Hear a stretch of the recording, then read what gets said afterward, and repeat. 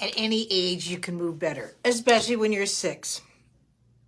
I can't believe we were thinking about each other, or I was thinking about you, and then here you pop up. So anyway, that's pretty cool. What we're looking at here is what you're seeing is sort of what we were going back to when he was a munchkin. The eye with the spine is still off a bit. So when I'm running, right, now there's 2 ways of running. Well, here I'm kind of like here and I'm throwing off, or I have that nice smooth vision, right? One of the things too, and you'll see it with the bike, even though he just learned, so I'm not trying to be critical or anything, but he's pulling, right? When we actually turn, a lot of parents don't even notice this too. I lean into it, right? This, if I want my bike to turn to the, I lean and I lean. If you pull and tuck, this is where you're going to go down. All right, you don't do it with a motorcycle, and you certainly don't do it with a bicycle. And so you need that lean, and it really does much better when you have a good convergence and you can come over the system.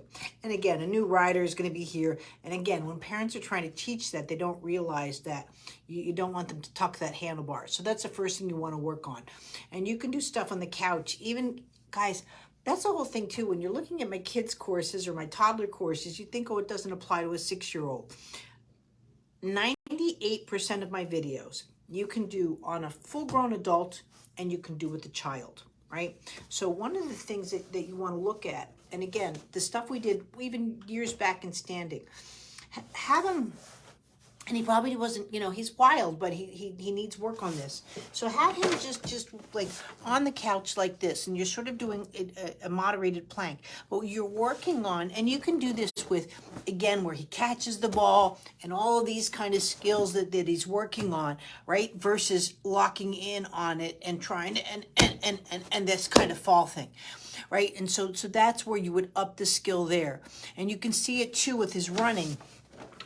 Again, where again, he wants to run and crash, right? But we need to up the game and run and control this, right? There's one thing to run, and I can't run and catch a ball, and I can't run and throw a ball. So that's just where you're going to up those skills. I know I have to do all these courses to work them out piece by piece so people see all that, but that's what we're looking for. You want to up those skills. He's ready for it. Can he run and throw a ball with upper quadrant vision? Can he run and throw a ball with just, just a good visual midline, or can he go into lower quadrant? Can he bounce the ball, and jump? This is where you see a lot of, and I like this skill where they run, jump on a mini tramp and go into that. Now that's a little bit advanced and so forth. It doesn't have to go in it, but again, that run, jump, and go. This is where kids from a young age start going into that higher end basketball and those kind of skills real quick. And then the other kids can't, because they can't catch air. They can't get off the ground. And that's what I would be working on. So have your thoughts on that. Let me know. But we still just want to get this midline a bit more efficient, as well as the visual midline. Because right now the eyes are just more dominant in what he's doing versus, again, having that nice stability through the chest or through the core movements. Thanks.